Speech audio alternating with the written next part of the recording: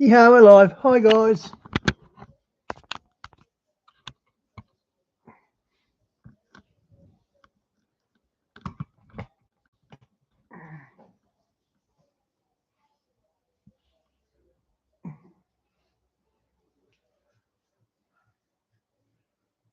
All right, it is January 19th.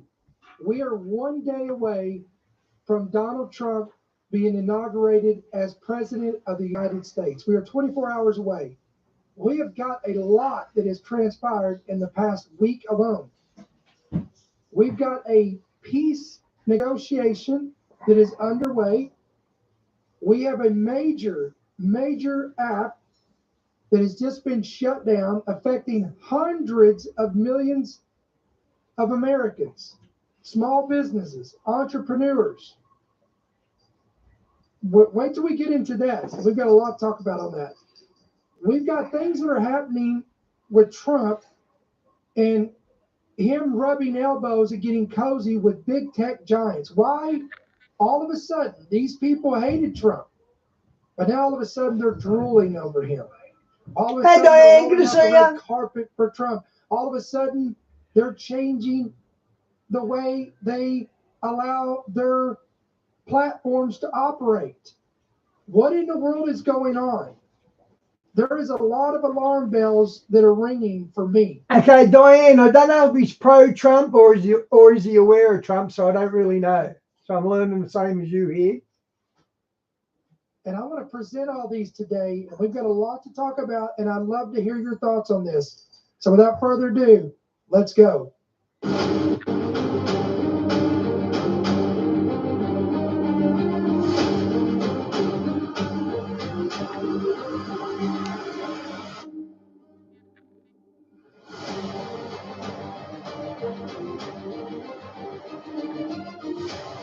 The following program is brought to you by friends and partners of End Time Headlines. All right, what's going on, guys? It is Sunday, January the 19th. As I said at the opening introduction of this podcast today, we are 24 hours away from Donald Trump officially being sworn in as the President of the United States, meaning that we're about to see major transition take place in as far as powers go in America. And I'm going to tell you, whenever there is a transition of powers in the natural, there is a transition, there is activity, there is things going on in the heavenlies, in the spiritual world. And I'm telling you, there is things happening that are unfolding right now that are, in my opinion, are very noteworthy of red flags throwing up everywhere. So we're going to get into a lot of this. And before we get started, guys, I would love for you to do me a favor. Hit that like button wherever you're watching from, YouTube, Rumble. If you're listening by Apple or Spotify, we welcome you as well. And of course, we would love for you guys to give us a good review if you enjoy our content and you find value in what we bring to the table here. And that's going to help us get eyes on our platforms by you guys hitting that like button and giving us a good review. And then you can take it a step further. Why don't you go ahead and hit that subscribe button, hit that bell notification. And if we have anybody new, if it's your first time joining us, maybe you're coming over from TikTok, maybe you're coming from Instagram or X or Facebook or whatever, and you're just joining us for the first time here on YouTube or Rumble, whatever the case may be, why don't you go ahead and hit that subscribe button, hit that bell notification. And plus, and if you're new, let us know where you guys are joining us from. We'd love to hear from you in the comment section below. So again, we've got a lot to unravel, guys, so I'm going to need your attention. If you'll give me your attention for the next 45 minutes or so, I promise you we're going to break out a lot of stuff here that maybe you overlooked. But I'm seeing this, and it's alarming to me. So let's bring up this first article. This is fresh out the gate. All right, Trump warns that all hell will break out if Israel and Hamas ceasefire deal collapses.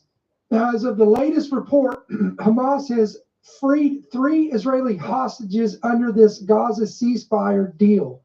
According to the report, the Red Cross has delivered the first batch of hostages out of Gaza and into Israeli custody on Sunday after the ceasefire between Israel and Hamas has taken effect. Israel exchanged dozens of Palestinian prisoners for 3 female hostages and the 3 women are said to be in good health. These are the first of 33 hostages set to be released over the first phase of this ceasefire, which is set to last 5 weeks. In exchange, Israel has agreed to release 90 Palestinian prisoners. The Israeli government decided that the Israeli Defense Force will remain in Gaza until the last hostage is freed, but they will move back to a security zone along the Gaza border that provides security for residents living there. The plan is a new defense approach and is still being finalized under the IDF Southern Command. Now, I want to go back to what Trump said. Now, this is from the New York Post. Incoming President Trump warned all hell will break out if the ceasefire deal between Israel and Hamas, slated to go in effect on today, collapses. Now, remember, this is a 5-week process. Less than 48 hours before his return to the White House, Trump was asked whether he believed the hostages would be freed by Hamas under the 3-stage accord the two sides have signed off on earlier this week. Now, I want to highlight this because, again, this is what we would call a peace accord. Now, I want to just emphasize something here. I've said from the beginning that Trump would be absolutely instrumental in the Middle East. Now, I said this even as far as Bible prophecy, because if you go to the book of Daniel, let me just pull this away, just talk to you for a minute, I'll bring this back up. In the book of Daniel, chapter 9, verse 27, it tells you that when the Antichrist officially confirms a treaty, this is when many scholars believe this is what will be the trigger point or the initiation of this 7-year tribulation of Daniel 9:27. And people's asked for years, well, where do you get that it'll be 7 years? Well, that's it, Daniel 9:27. And then if you go into the actual tribulation, you can find this in the book of Revelation. It's literally, you see there's a period of where it's broken up and divided into 3.5 years or 3.5 years or 42 months and 42 months. The first 42 months is peace and safety, because watch this, there has been a process of negotiations or treaties that have been put in place by other world leaders involving Israel and surrounding nations. And then in Daniel 9:27, the Antichrist, whomever he will come in and he will literally confirm something that's already been established. He's not going to make a new treaty. He's going to confirm something that's already been put in place. So I have always said, based on that scripture and the understanding of that, there's going to be a series of treaties, plural tense, that will be put in place involving the nation of Israel and surrounding nations in the name of peace and safety. All of this will be the framework that will be constructed or built leading up to the main signing or confirmation of Daniel 9:27 that will be done by the Antichrist.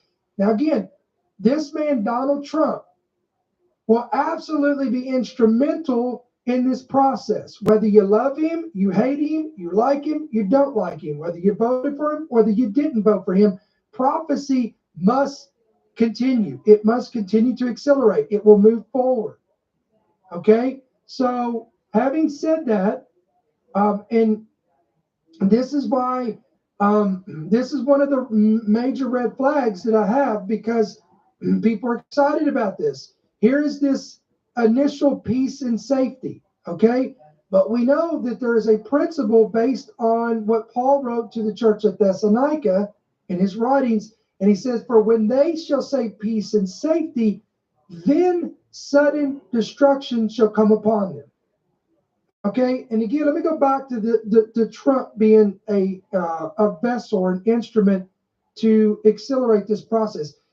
He already accelerated this with the Abraham Accords, where in which, again, he has taken Middle Eastern nations and he is, again, making this pact of peace. He's signing these peace treaties, if you would, and these negotiations. And again, all of this is building the framework for where we go, for where we're heading in Bible prophecy. So when he makes this statement, where in which he says, if this ceasefire deal treaty, if you would, if it collapses between now and 5 weeks.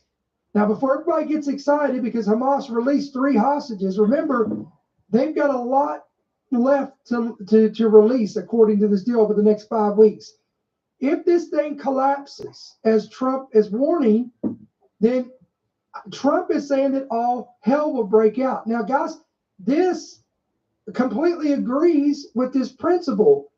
When they say peace and safety, every one of us who understand the times and seasons in which we're in, we understand prophecy, we know that when any of these world leaders start talking about peace and safety involving treaties and frameworks, Diane, they brought out AI of Trump saying, I follow Jesus. Jesus is my Lord. Jesus is my Savior. And Phil actually sent that to me. And this was, Phil actually sent that to me. And I said to him, have you ever heard him say anything like that at all? So they've already got AI of Trump saying he's a Christian, the Lord's his Savior. But it's not Trump, it's AI. You can take it to the bank. It's not going to hold. Now, it may hold for a season.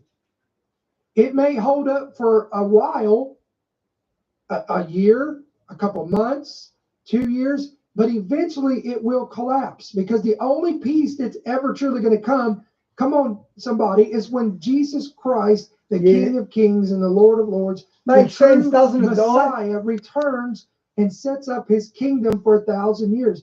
That will be the true peace. Until then, all of these so-called peace Hey, Talia, good to see you. And negotiations are literally stepping stones and framework that's being constructed to build and pave the way for the future Antichrist. And I'm going to remind you guys that when Daniel 9:27 happens and the Antichrist signs this peace treaty, the world will be in jubilation. The world will celebrate. And it'll be a false. Wow, is this the false peace treaty for 3.5 years? Wow, because it lines up time-wise. If we're getting a POFUS in 2030, that lines up with the timeline. It's a peace and security that will even dupe Israel, because it will convince Israel to, in my opinion, to lower their guard, lower their arms. They will lower the gates, lower the bars, and then again, all of this is setting the stage for this major war of Ezekiel 38:39, Gog Magog, that the prophet told us when that war takes place, it will happen during a time when Israel is dwelling in a time of peace and safety and security, neither without wall. They'll have neither walls nor bars. That cannot be fulfilled today, guys, because there is both walls and bars, and they're definitely not dwelling in safety. All right, so I know we took a little bit of time to build this up, but this is where we're at, okay? So, and again, when you couple this with these blood moons, howbeit one that is coming in 2 months, that will happen on Purim. We've already talked about this, so I don't want to rehash too much of this. Go back and watch our archives and in which we discussed this blood. There's 3 blood moons coming, 2 of which both fall. One is this year, one is next year, both falling on the season of Purim. That it directly involves Iran, aka Persia. Now here we have Donald Trump, who will be coming into office. And wait till I tell you all the stuff, the crazy stuff that's centered around his inauguration tomorrow. Intercessors need to be praying. Prayer warriors need to be praying. But under his presidency, he's going to be facing. Talia, I only discovered him a week ago, but so far he's been pretty good. The Middle East. He's going to be facing all these terror factions. He's going to be he's going to be placed right in the middle of Israel's war on 7 fronts. Now, again, it's in. Yeah, Diane, I played him before, but I was worried about copyright. But I played him the other day and he doesn't copyright. So we'll see a lot more of this guy if he's spot on like he seems to be. interesting. Everything is calmed down. And it seems like, again, we're entering in that season of peace and security, or peace and safety. But I want to encourage all my brothers and sisters that are watching and listening to this, that don't you let your guard down. Don't you fall for this false narrative that, hey, Trump is back in office, everything's great, everything's dandy, it's going to be wonderful. Now I know there's preachers out there, there's podcasters, there's influencers, there's whatever that they ride that Trump train all the way to the end. And they think now that Trump's back in office, this is going to be the greatest days of the kingdom of God, and it's going to be a utopia. It's going to be euphoric. It's going to be a utopia. Yeah. It's going to be kingdom now. It's going to be an amazing time. And again, so as a watchman, I'm not falling for this peace and safety stuff, because I know that when they stay peace and safety, the sudden destruction is coming. At Spotlight Summer Savings Sale, save 40 to 50% off Furwood Venetians. VIP save 50% off Platinum Rollers. And VIP save 30 to 40% off Major Magic Curtains, blinds and shutters. All backed by our bargain guarantee. See it on now. At Spotlight, it's what you make it. Treat yourself to Hungry Jack's delicious iced drinks. Award-winning Hungry Jack's is Burger King that was already taken by what do they call it? Yeah, Burger King was already taken, so velvety smooth barista coffee over ice, topped with indulgent whipped cream. Perfect any time of day. Now at Hungry Jack's. Yeah. Hey, it's my house. Thanks, mate. Ever feel like you're meant to be going somewhere new? Open Universities Australia can help you take the first. He's got a statue or a painting of Apollo on his Trump top of Trump Tower where he lives, the penthouse. He's got statues or paintings of Apollo. I'm not sure which. What if you could send money overseas in seconds? They're in Nigeria. So it will see. We have 5 weeks. 3 hostages, as of the recording of this, are being released by Hamas, and we have 5 more weeks. Now, consequently, I know I'm not going to pull this up because YouTube will flag me for it. Okay, but I'm going to tell you what's going on. Many of the Hamas terrorists have come out of hiding to celebrate the new ceasefire agreement with Israel. And guys, this doesn't sound right to me.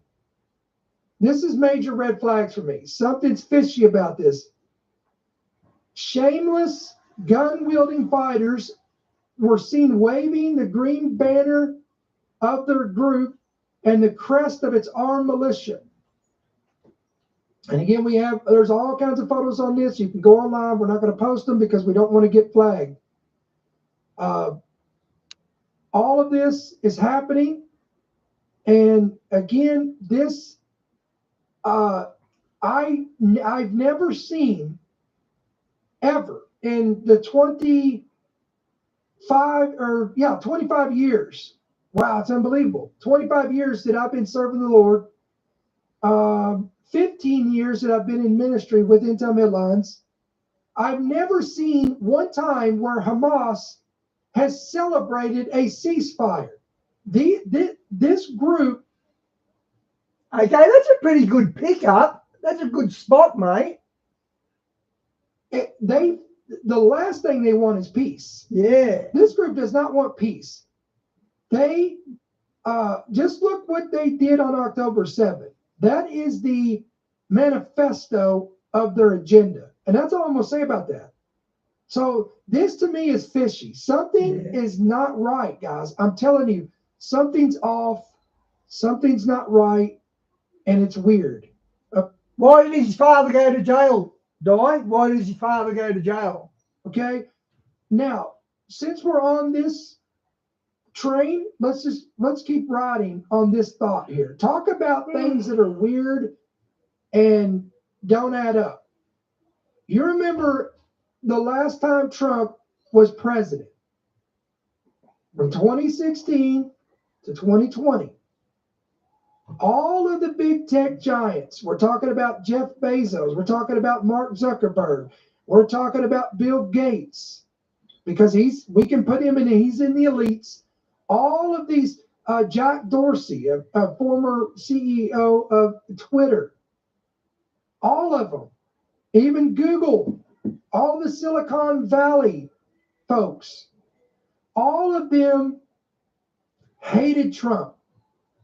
They used their influence, their platforms, and all of the arsenal that they had in their disposal to shadow ban. I mean, Twitter literally banned Trump from their platform. Facebook, if I'm not mistaken, I can't remember. Didn't they ban Donald Trump at one time and then reinstate him? I can't remember if they did or not.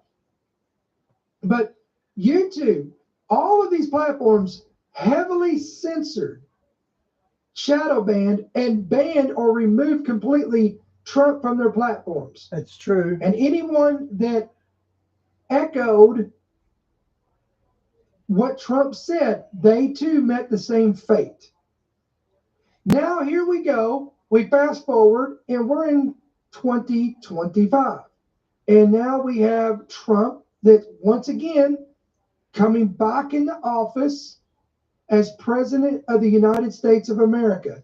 Now, remember, the World Economic Forum has warned that the greatest threat to humanity in the next 3 years is misinformation and disinformation. Yeah. Remember, they sounded this alarm, and all the big tech giants all cheered it on, and they all agreed.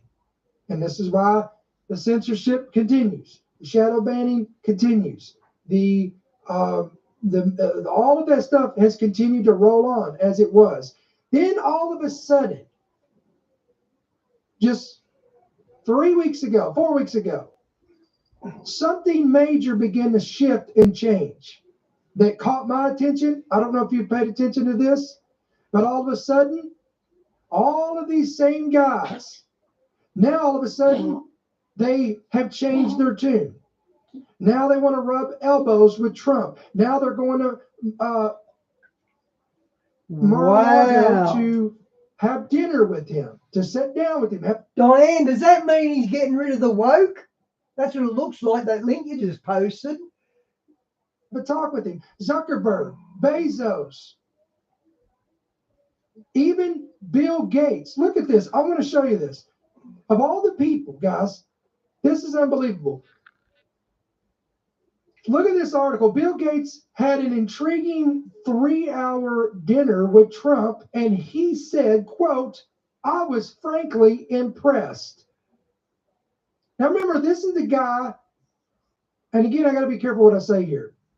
Remember, this was the guy that last time Trump was in office was accusing him of spreading misinformation, fear-mongering, conspiracies.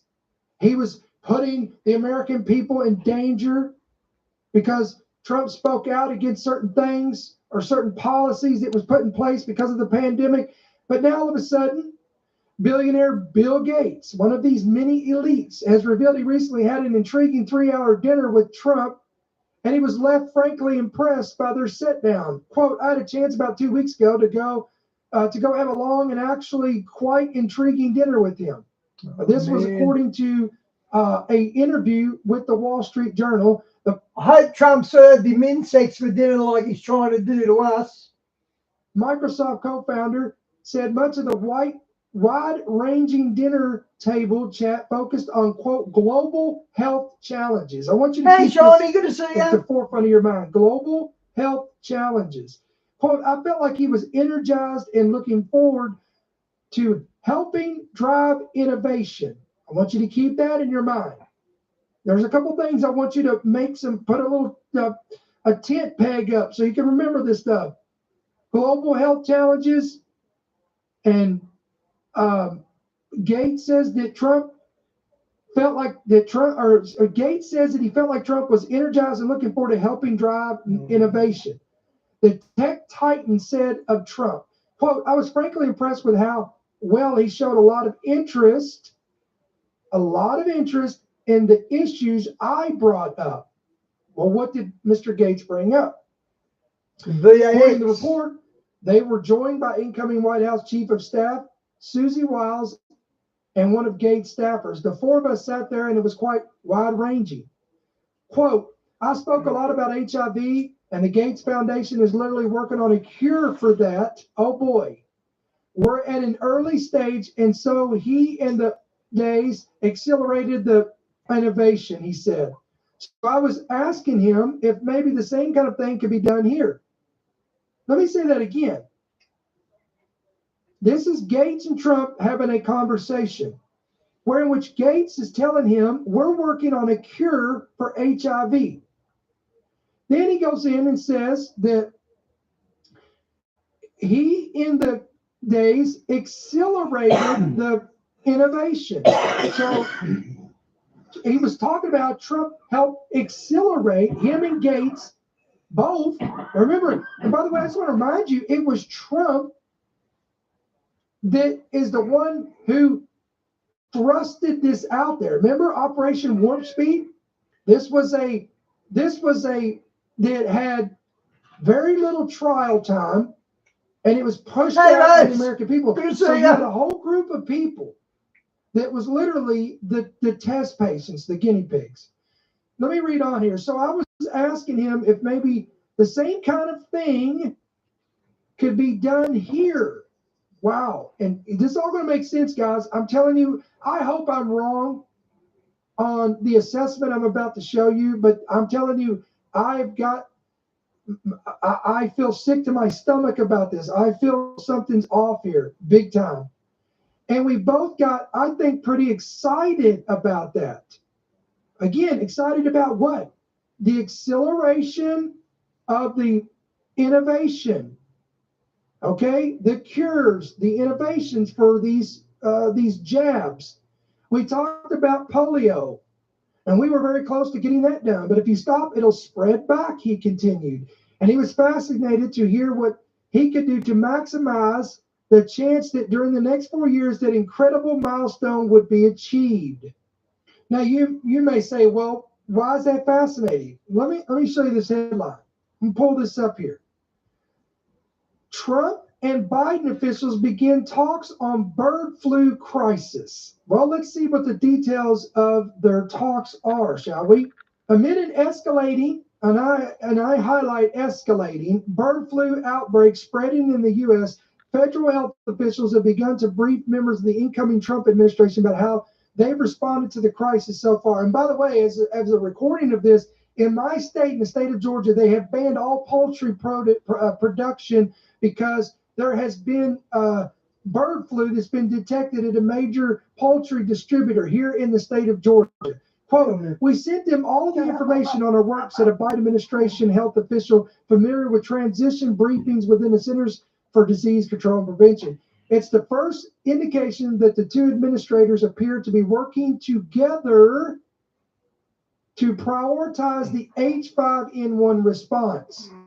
Until now, it was unclear whether the Biden White House and Trump's incoming health team had discussed bird flu at any transition meetings. A lack of coordination between the two groups would have huge consequences. Public health officials and infectious disease experts warn they worry that the H5N1 virus has the potential to set off another pandemic. Quote, you've got something that's clearly evolving here in the U.S., said Dr. Cameron Wolfe, who is an infectious disease expert and professor of medicine at Duke University Medical Center in Durham, North Carolina. Now, guys, I want to stop here for a second. The reason, if you guys are listening by Apple, Spotify, it probably sounds a little weird when I stop and I emphasize certain words. It's because you guys that are watching the visual of this, it's because I'm highlighting words for a reason. Because I'm showing you these for a reason, because we're building the puzzle pieces here together and building the case in which I'm presenting today. Sharing surveillance information interesting. Sharing surveillance information and resources is crucial to understanding and getting ahead of emerging viral threats like bird flu. This was according to a professor at the Harvard T. Chan School of Public Health, who was Assistant Secretary of Health and Human Services for Health in the Obama administration. These teams have a shared responsibility to, quote, prioritize continuity of operations. And that means maximizing preparedness to the fullest. Let me say that again. This means maximizing preparedness to the fullest, especially after, he said, anything else is, quote, unacceptable. Now here, look at this. Neither Trump nor his pick for Health and Human Service Secretary Robert F. Kennedy Jr. has publicly suggested how the Trump administration would handle the outbreak. Wow, notice they didn't say how they would handle if there was an outbreak. They said how they would handle the outbreak. What's more, Kennedy's team has signaled it didn't see value in seeking input from Biden health officials. I want to read this. Quote, a pandemic due to bird flu is a looming threat. This was according to Schaffner, who, as we transition from the one administration to another, coordinating public health concepts and policies is, of course, very important. Now look at this headline. Quote, the CDC is urging faster testing to find human bird flu cases. All right, let's read this. The CDC on Thursday urged labs nationwide to determine within 24 hours of admission whether people hospitalized with the flu have seasonal influenza or infected with the bird flu that's behind an escalating outbreak in dairy cows and poultry. Wow, guys. The guidance for labs to do this type of testing has been in place since last fall, but the process has been slow, with many hospitals sending flu samples out for testing in bulk every few days. By the time those results come back, patients have often already been sent home. That could hinder investigations. The WEF. It would be difficult for people to recall where they may have been exposed to the virus. Quote, the more time that goes by, the more memories fade and the harder it is to identify a potential source. What's more, their close contacts may be, quote, beyond the window for preventative medications like Tamiflu. The latest CDC alert says testing for bird flu should move more quickly, ideally within 24 hours of a person's hospital admission. The system right now tells us what has already happened. What we need is a shift to a system that tells us what's happening in the moment. All right, we got to stop here for a second, because I know this has been a lot to digest, and we're about 35 minutes into this thing. So now we have Trump that's coming into office. He's got the Middle East on his plate, with Israel and surrounding nations that is an all-time boiling level at this point. You have this negotiation of peace and safety that he has warned if this thing collapses, that all hell is going to take place. Now we have what looks like is all indicators pointing that so he's mad at Russia for what Russia done to Ukraine. Wow. Trump is now going to face, very possibly, yet another pandemic. Think about it. This is what he had to deal with the last time he was president, and here we are again, and we're seeing this. Which one, Shawnee? Diane's one? Which one? And repeat again. And this could be all. And isn't it interesting that, I'm going to say this, let me go back to this thought, because I don't want to just hang my hat on the Bill Gates meeting. Isn't it interesting that Trump just had a 3-hour meeting with Bill Gates, who it seems like the whole focal point of the entire dialogue of conversation was on jabs and cures.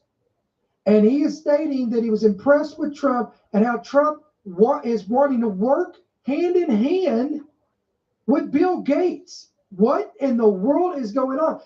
All right, Mark Zuckerberg, we all know this. He came out and he said, hey, we're not going to ban you anymore. We're not going to censor freedom of speech anymore. We're going to change our whole system. We're going to get rid of independent fact checkers. What? Pinch me, because I know I am not awake. Jeff Bezos, another one that's drooling over Trump, rubbing elbows with Trump. Hungry Jack's Ice Drinks. Rich, velvety smooth barista coffee over ice. Now at Hungry Jack's. New Banana Boat Moisturising Sunscreen. Perfect for Match day? Work day?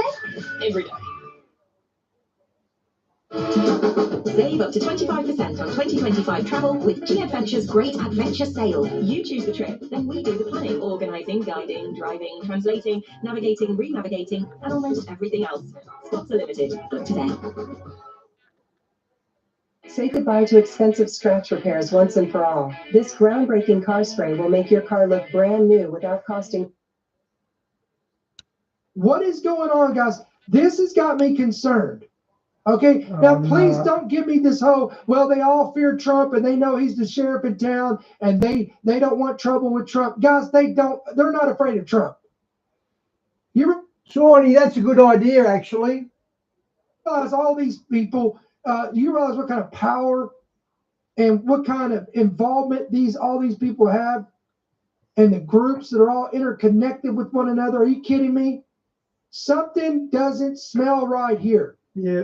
Something's going on, guys. And I'm going to tell you something. I don't fully trust this Elon Musk character. This guy has way too much power, too much money, and too much influence, and too much technological know-how and advancement in his resume, if you would, and it terrifies me. I'm just going to be honest with you. The way this guy talks about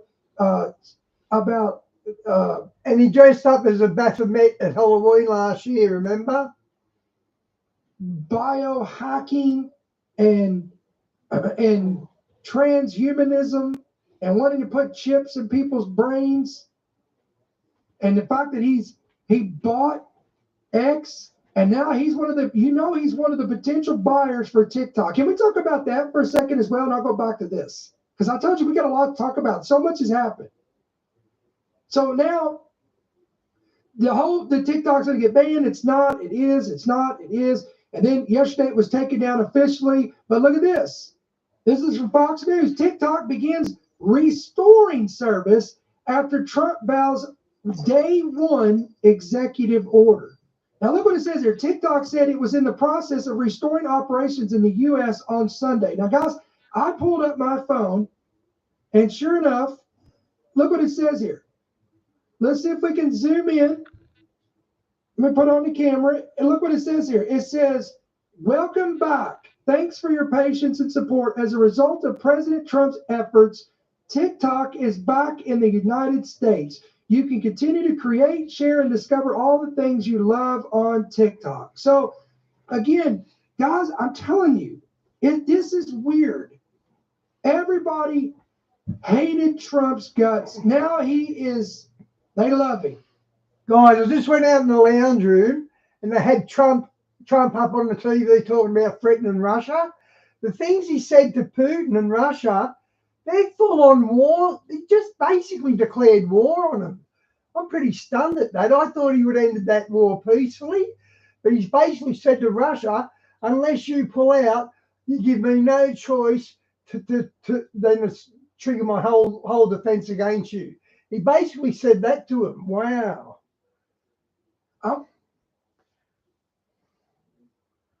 Look, I'll be the first one to tell you. Look, let me use me, because if I talk about me, nobody else will get mad, okay? I will be the first to tell you I voted for the guy. Yes, I voted for Trump because he was the best option we had. Okay? But does this mean I fully am blind to what I'm seeing? No. But he is the best, and I voted because I'm a U.S. citizen, and it is my duty as a citizen to vote. There was blood that was shed for the freedoms for me to be given the right to vote. So I exercised my freedoms to vote, and I did. And I will tell you, I voted for Trump. But Is anybody else out there? Just talk to me. Let me know in the comment section below. Let me know in the chat, in the comments. Does it just kind of freak you out a little bit that all the world hated Trump, but all of a sudden now, everybody's drooling over this guy. Everybody loves him. He's the hero. I mean, this is the Batman that's saving Gotham. He saved TikTok. The young people love Trump now all of a sudden. So there's two things, one of two things are happening right now. There is a major shift happening where we're getting a reprieve from a lot of things, or I should say three things could be happening. One is that the reprieve. Number two is we're being set up. Because is it possible that Trump is in cahoots with all these people? Remember, let me go back. I told you I'm all over the place, guys. Y'all just have to bear with me. This is like an ADHD moment. Elon Musk, who again is in the Trump administration, has all this innovation, technology, all these resources. He has bought out a major social media platform. He's in the batter's box of potentially buying TikTok. Now, I don't know about you, but I don't know if that's a good thing or bad thing or a terrifying thing that this man could own TikTok and X. And again, this is the same guy that wants robots in every home of Americans. He wants brain chips. He drools over transhumanism. And even states that he looks for the day that we can merge with metal. He talks about, and this guy's even sounded the alarm over the invention of artificial intelligence and how it can go too far and it can literally be the end of humanity as we know it. But yet this guy just has all this power and this influence, and he's literally in the administration of this next presidency of the next 4 years. Now I know it could be worse. We could be under Sleepy Joe, or we could be under Kamala Harris. I know, guys. I'm just telling you. Here. I'm gonna make this really simple for you. I feel like that we could be getting a reprieve. I think there is a cultural shift happening. People are tired of the woke agenda. People are waking up to this. But guys, don't get all excited about this, because again, I want to warn you, prophecy must happen. And there's no time to make America great again. There's no time to make any nation great again. We're out of time. Spirit of lawlessness, the spirit of iniquity that was already working in Paul's day will continue to work so until the revealing of the lawless one. So that tells me it's not going to get better, it's going to get worse. Now again, peace and safety, there's that season of false hope and false security, and I believe we could be at the beginning initial stages of that. Yeah. Things are getting nuts and they're getting crazy. And I sat back and wondered, and I can't be the only one that sat back and wondered, what is going on? Why does the United States government why are they so hell-bent, if you would, on banning TikTok? Now, of course, the official narrative is because it poses a national security concern. Okay? Now, why? Because TikTok's parent company, ByteDance, is based in China, and it raises concern about the Chinese government's access to user data under Chinese data security laws. So thus the critics, and many of these are government officials in the White House and in Congress and so on and so forth, worried that the app could share, quote, sensitive U.S. User data with the Chinese government through TikTok, or even though TikTok has denied these claims, and even the founder of TikTok, which again, another big tech giant who is consequently going to be sitting in a really nice position and is going to be present at Trump's inauguration. Again, this is another one. Crazy stuff. Now, here's what's insane to me. So they're telling us, I'll pull up some of my notes here because I don't want to miss this. I want to make sure that I get this right. Even though we're being told that TikTok has to go down, it has to be brought down because it's a national security threat. It's collecting data of Americans. Well, guys, if that's true, why are they not going after all these other platforms like Shein, Shein? This is a fashion e-commerce platform offering affordable and trendy clothing, accessories, and home goods. It's known for its extensive inventory and regular addition of new items. This is a mobile app with personalized recommendations.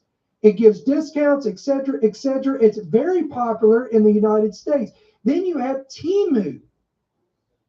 This is a marketplace app. Again, the same thing, offering variety of goods, including clothing, extremely low prices. And again, this competes directly with Shein. Again, both of these are Chinese apps. So you're telling me that TikTok is a great threat, but these two major platforms are not. How is it that they want TikTok removed because of national security concerns, but yet they allow hundreds of thousands of acres of U.S. farmland to be bought up by Chinese opportunists, Chinese purchasers?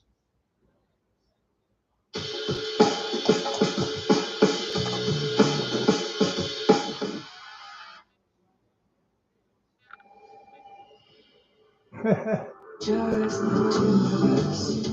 We can make it if we try. Just the two of us. You and Serena, nothing compares.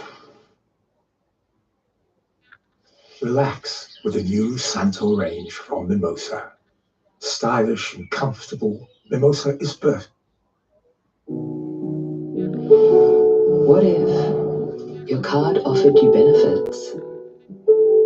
Like a class pass or Financial Times subscription? That's not a national security threat. What about all the lawmakers that have warned about some of these mysterious drones that could be owned by China over military bases that just so happens to be in the same proximity as the farmland that China has bought up?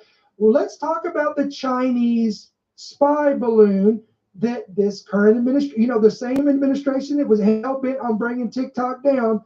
Isn't it interesting that they had no problem with this Chinese spy balloon, which by all intent purposes was trying to gather sensitive information over military bases across America? They allowed this thing to fly halfway across the country before they were forced to shut it down. And the only reason why they were forced to shoot it down, shoot it down. Yeah, you do hear me chuckle sometimes, Di. Is because of the overwhelming pressure that was coming against them. So again, guys, things don't add up. Am I the only one that sees this? I'm going to keep asking you this. Come on, talk to me. I can't be the only one that's seeing this. Okay, I want to give you my opinion. I believe the real intent of why TikTok has been demonized and wants to be brought down by our U.S. government is because that app allows freedom of, watch this, unregulated news to circulate. There can be events that take place and they will circulate across TikTok and the whole world sees it, wherein which our major big tech giants and social media. Okay, that's a pretty good motive, isn't it? To curb free speech. That's a pretty good motive.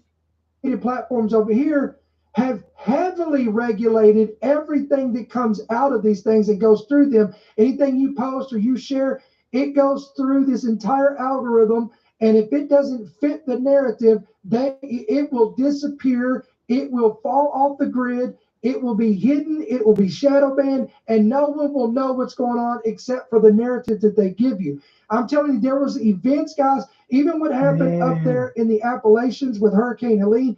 I was able to pull all kinds of videos from firsthand accounts off of TikTok from people that was at ground zero, that was seeing what was happening.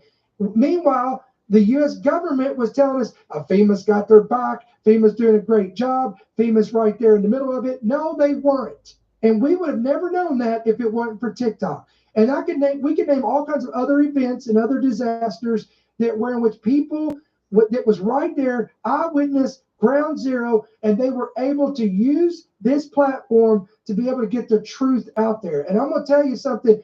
I'm just going to say it. Anything that the U.S. government is hell-bent on bringing down and try to tell us it's for the better of the U.S. people, that is a huge red flag for me, because since when has the U.S. government ever tried to do anything to come on for the better of us? Well, that's kind of an arrogant statement, isn't it? Now, there was a time, I'll give you this, there was a time that the U.S. government, we're talking about 40 years ago, 50 years ago, 60 years ago, a whole generation ago, they were for the people, and they were about helping people. But okay, we'll just say this about must salute. The Romans used to salute like that. They'd tap their chest and throw out the Hitler arm. That's what they maybe that was Musk was doing, because they want to create the Roman Empire again, and he was saluting in the way the Romans saluted their soldiers. So it might not have meant Nazi. Could have, but might not have. Friends, times have changed. We are not your grandmother's generation. We are not your family, your father, your mother's generation. Things have changed. We now know that these organizations have all nefarious agendas behind them. Now, we can sit here all day and talk about who's pulling the strings and who's the puppet master, but I'm going to tell you something. It is very possible that Trump is now just another puppet that's being pulled by the strings, because, again, it's concerning to me that he is warming himself up with all of these big tech giants and these elites, and even especially with somebody like Bill Gates. Huge red flags to me. Now let's talk about the inauguration before we close this segment today. This whole thing is going to be interesting too. And look at this headline. I'm telling you, a lot's going down tomorrow, guys. Shock and awe. Trump plans 100 immediate executive actions, and here's what could be coming. All right. I think he signed closer to 200 executive actions. Let's check this out. In 8 days, everything changes for the United States. I don't think people know what's coming. I'm talking about a fundamental shift in America, the total destruction of the Obama-Biden era.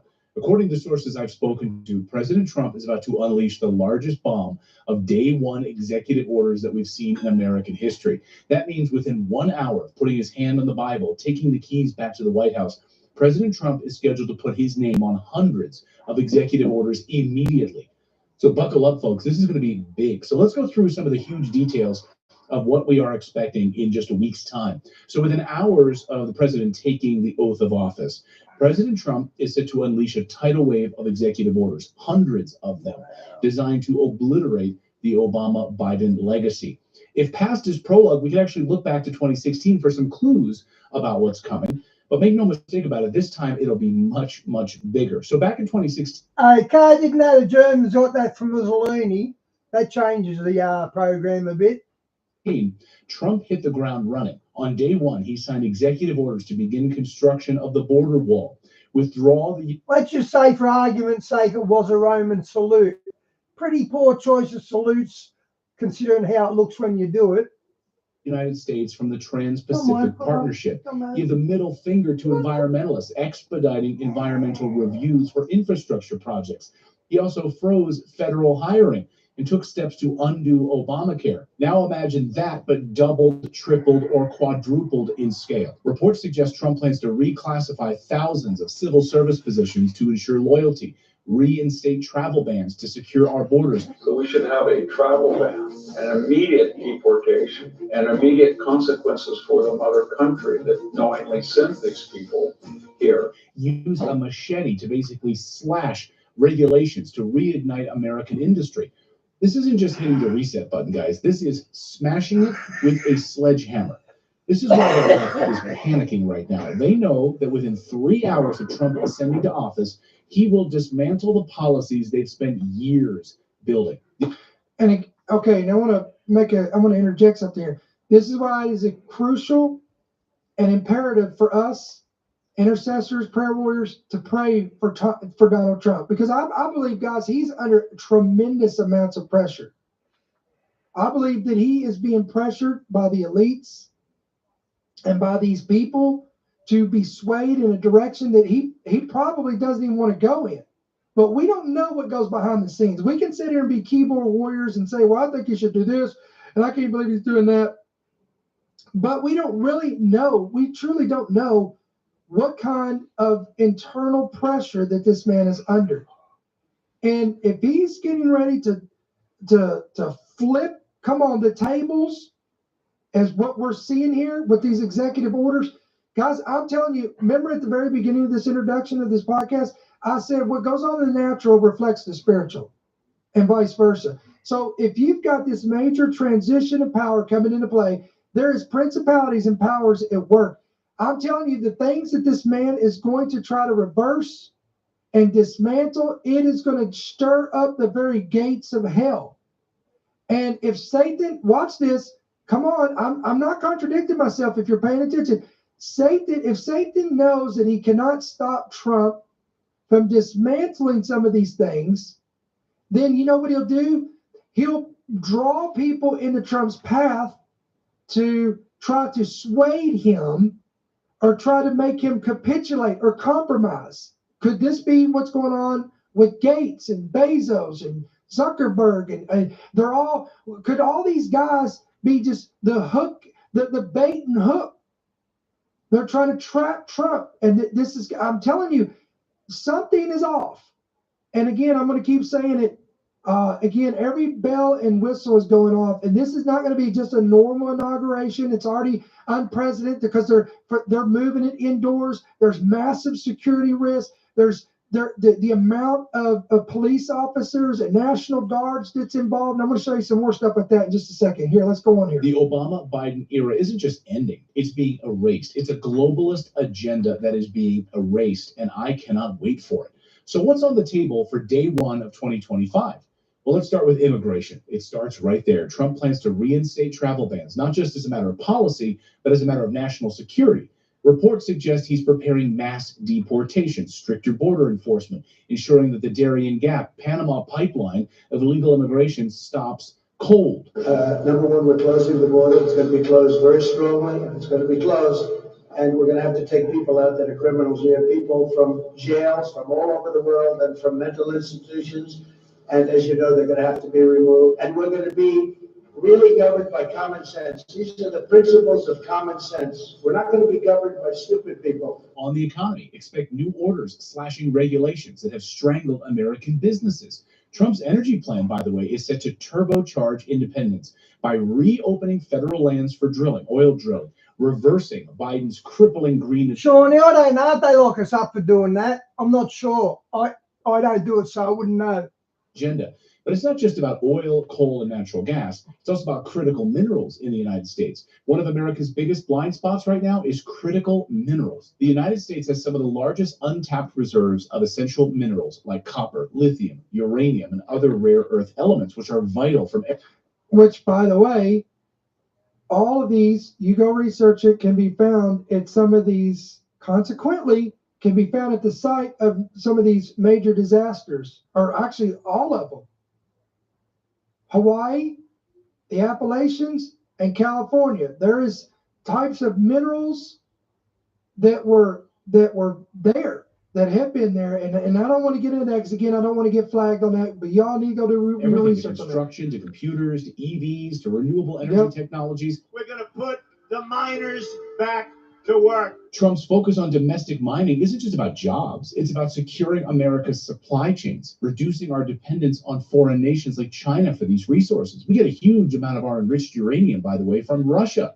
This needs to stop right now. Let's talk about education reform. Also on the table, Trump has hinted at dismantling woke federal education policies, expanding school choice, Give That right there, guys, you want to talk about stirring up the gates of hell? That will do it. parents the power to decide what's best for their kids. Rather than indoctrinating young people with inappropriate racial, sexual, and political material, which is what we're doing now, our schools must be totally refocused to prepare our children to succeed in the world. But it's not just at home Wow. where America has been You got to like Trump's speeches on that.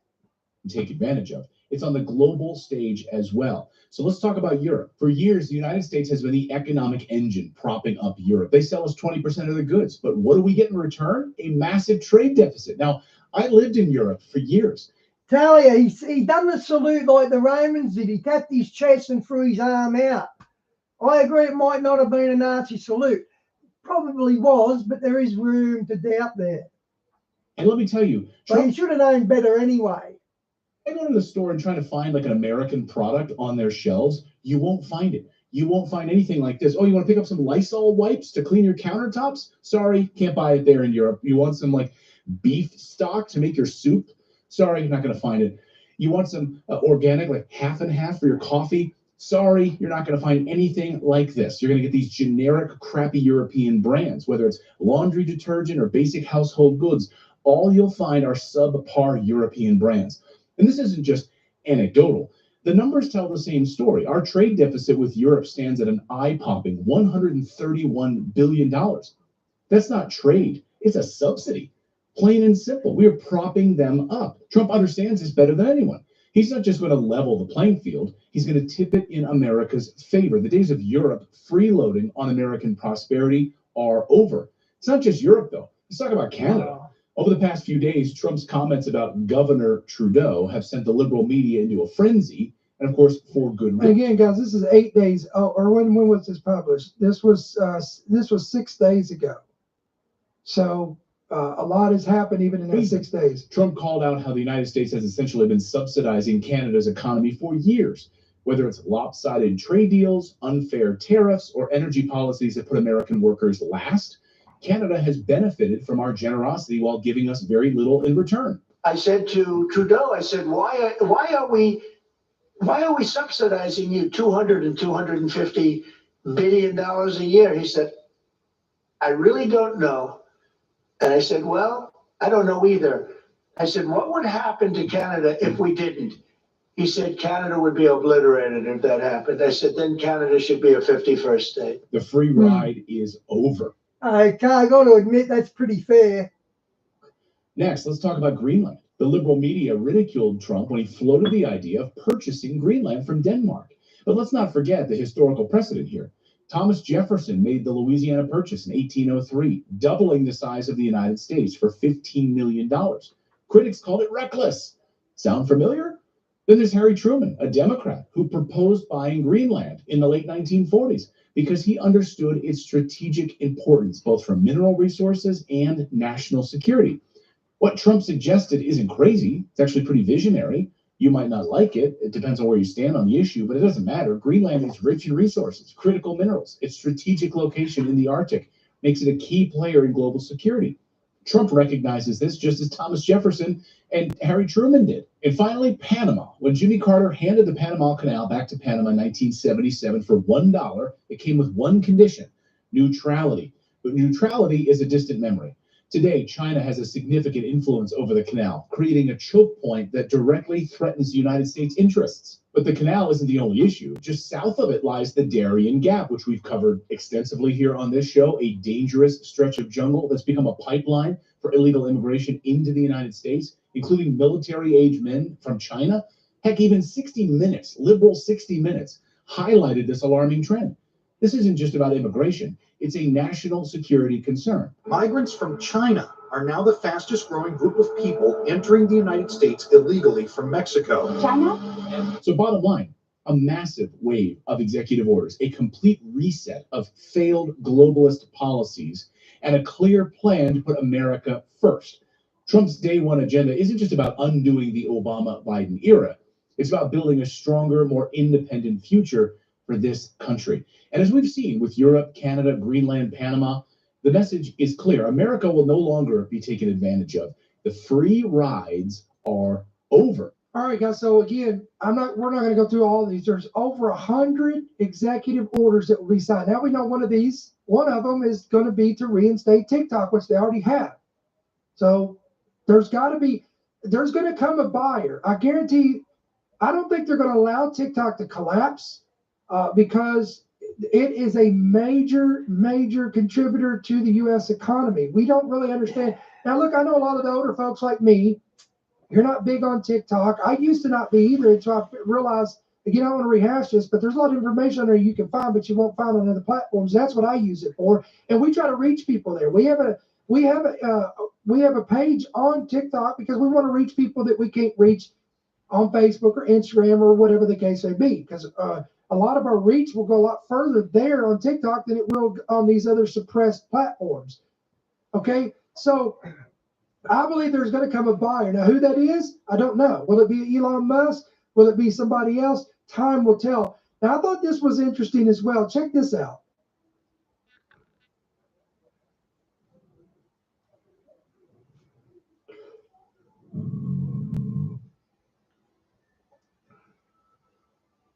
Okay. All right, Guard troops, again, will be there at the inauguration, will wear a, quote, special patch at Trump's inauguration to make it clear they are not police. And here's the patch. So you can see it's 60th presidential inauguration, always ready, always there. This is these patches that they're putting on these troops. Again, I've never seen this before. When thousands of National Guard forces and law enforcement officers locked down Washington during racial protests in the January 6th riot for 4 years ago, the blur of camouflage and helmets made it nearly impossible to tell the difference between police and troops. However, this year, again, National Guard leaders have authorized the use of a special shoulder patch with the Guard motto, quote, always ready, always there. This will to ensure that people coming to the inauguration of President-elect Trump on Monday will know who is who. Quote, it is to make sure it is easier to identify who's participating for the National Guard. Again, this was according to an individual, a general of the Washington, D.C. Guard. The patch he added will, quote, connect each of the participants from the National Guard back to the mission set back to what they're doing and the importance of participating in this, quote, peaceful transition. There's that word again, peace.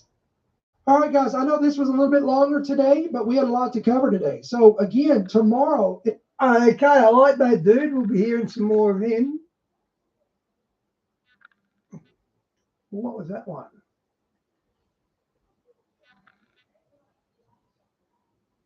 Oh, that looks interesting.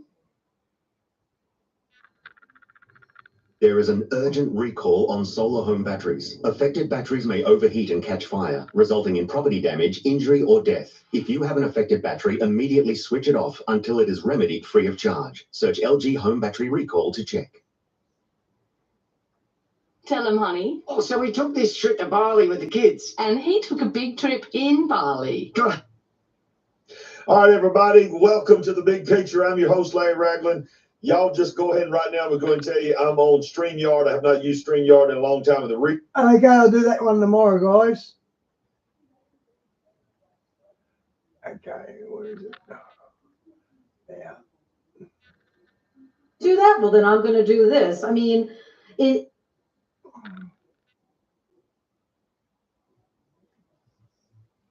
In the book of Revelation, there are colors given to the apocalypse. The first one is the white horse, the second one the red horse, the third one the black horse, and the fourth one the green horse. But the thing is, the amazing thing is the colors of the apocalypse have been appearing all over the world. Okay, Rabbi Jonathan Cahn, I am so excited to see you because, okay, let's go back to 2011.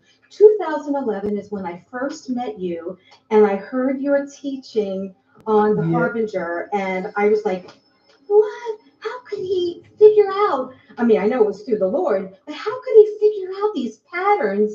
And I mean, through the years, the Lord has shown you mysteries, and you have so many amazing books.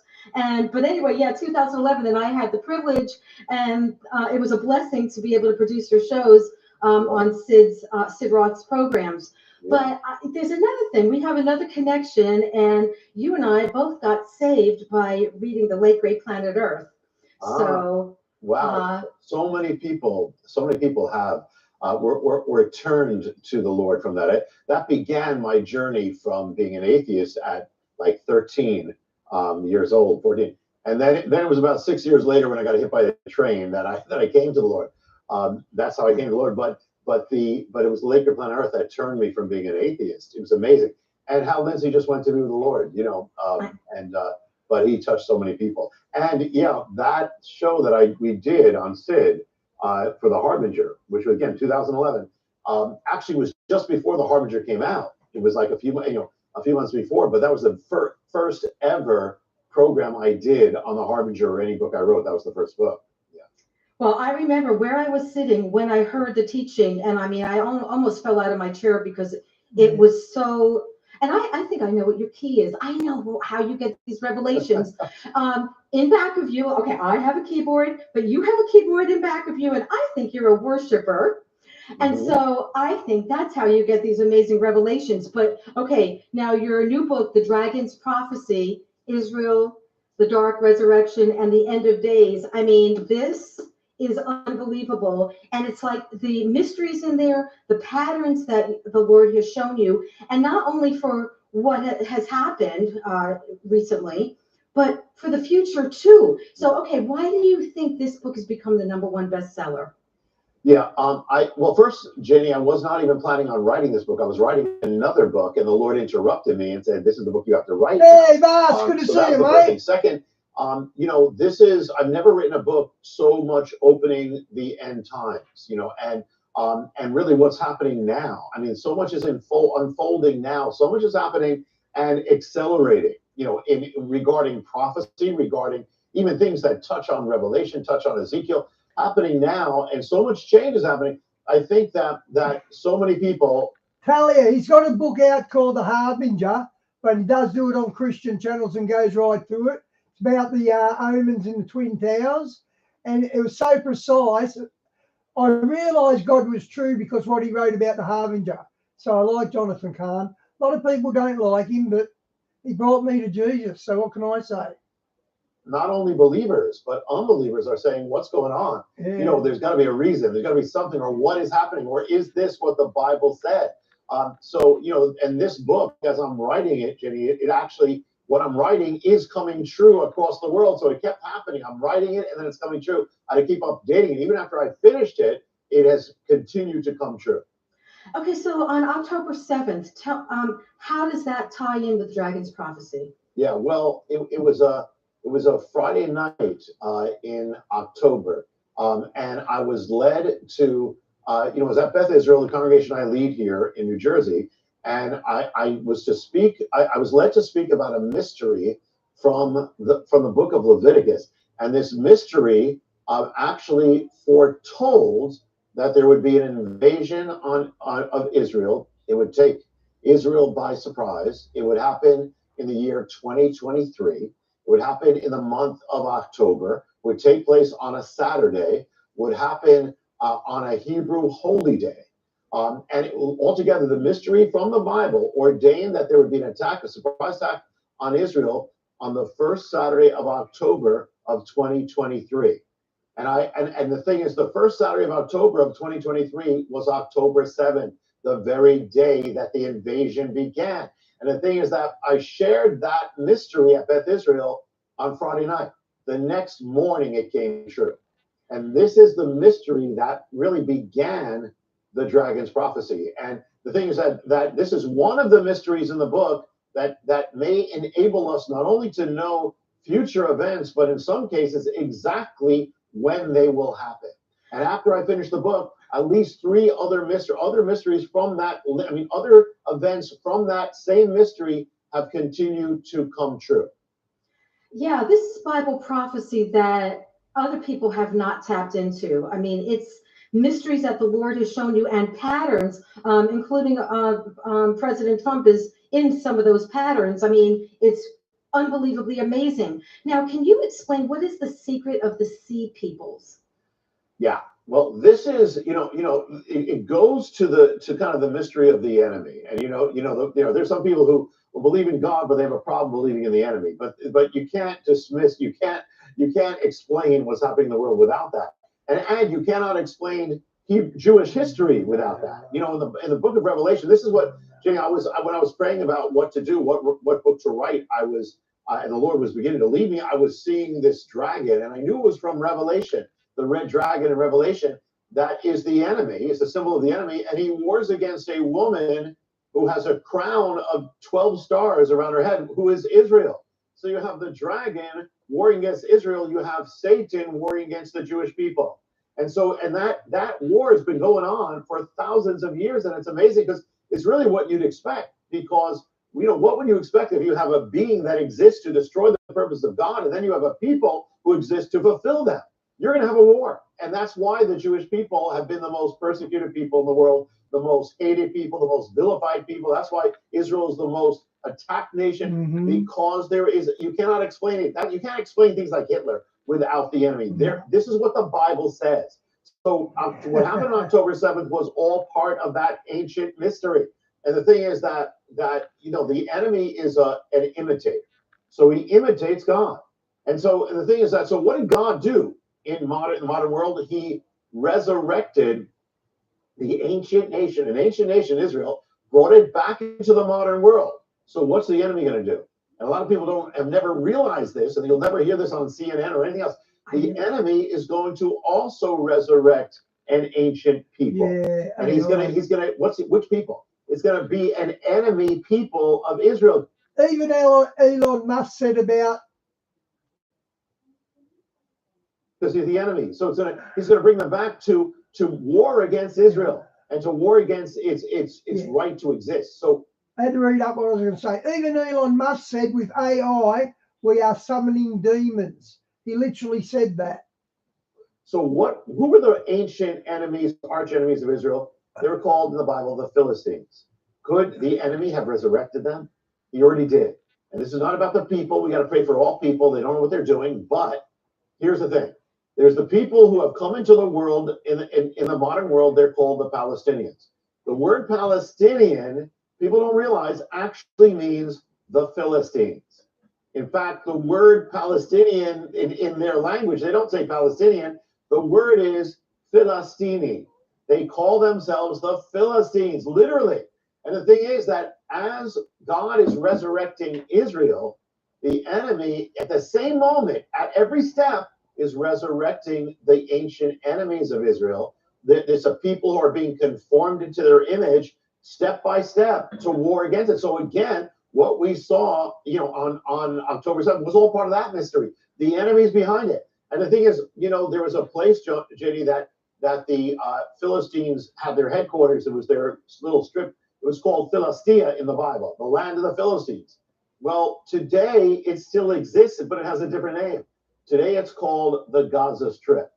The Gaza Strip is the land of the Philistines. And the thing is, what people don't realize, the Gaza Strip did not exist. I mean, Gaza did, but not the Gaza Strip. The Gaza Strip, you know when it came into the world? In the year 1948, the very year that God resurrected Israel, the enemy resurrects the ancient Philistia, and the people called Philistines, as the Jewish people are going back to the land of Israel at the same moment, the people called the Philistines are going back to the land of the Philistines. It's all a setup by the dragon for what we are witnessing right now.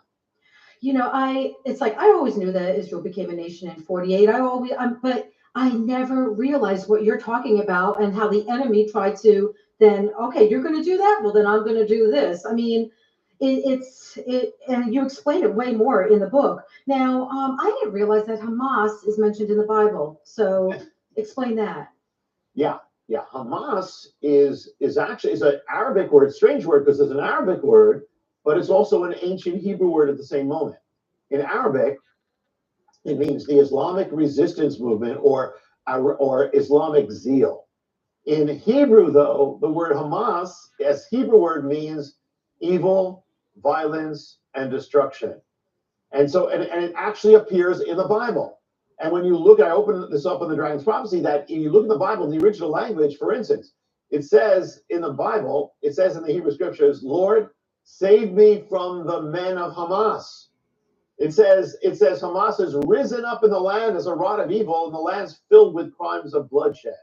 It says, you know how Hamas hides in the tunnels under the earth. Well, the Bible says Hamas dwells in the dark places of the earth. And then it's Shawnee, a few people don't like Jonathan Kahn, and I don't know why. He used to call himself rabbi, but you're not supposed to do that, and he's learned that lesson and he doesn't do it anymore. But a lot of people think he's a fraud. You can't know all this unless the Holy Ghost told you or led you down the right paths. As in the prophets, God says to Israel, rid Hamas from the land. And it says in the promise of Isaiah, it says in that day when Messiah reigns, it says in that day, Israel, no more shall Hamas be heard in your land. What if you could send money overseas in seconds?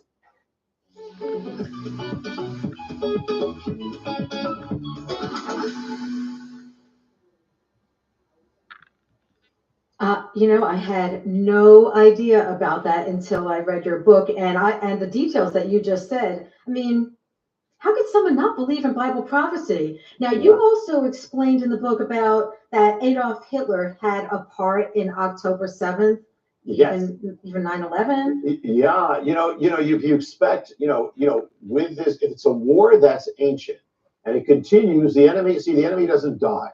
So in every generation, from ancient times to modern times, this war against the Jewish people or Israel is going to happen. And so you'd expect there to be a link, there'd be some connecting between these. He raises up one vessel, then they fall, he raises up the next, and the next, and the next. So there'd be like a passing of the torch. Well, there is. There was a guy named Al-Husseini. He was famous for being called the Mufti in the Middle East. And he was responsible for Jewish bloodshed. He hated the Jewish people. But when he was going to be brought to trial, he flees to Germany. And he goes to Berlin, and he meets with Adolf Hitler.